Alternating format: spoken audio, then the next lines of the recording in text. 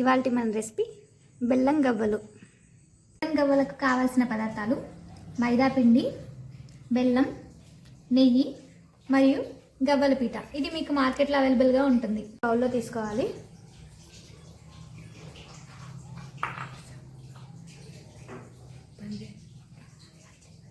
ఆ తరువాత కావాల్సినంత నెయ్యి వేసుకోవాలి.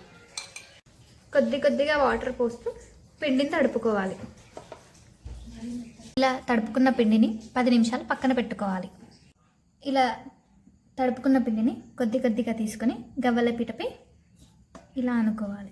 స్టవ్ వెలిగించి ఒక కడాయి పెట్టుకొని నూనె వేడి చేసుకోవాలి. తయారు చేసుకున్న గవ్వల్ని నూనె వేడెక్కాక నూనెలో వేయించుకోవాలి.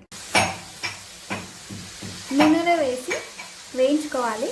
గోల్డెన్ కలర్ వచ్చేంత వరకు వేయించుకోవాలి. గవ్వ బెల్లంలో కొద్దిగా వాటర్ పోసుకొని బెల్లం పాకం తయారు చేసుకోవాలి.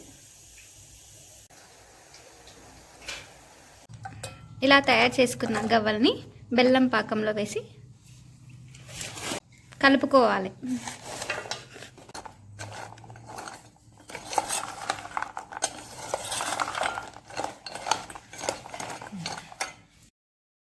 సర్వ్ చేసుకోవాలి.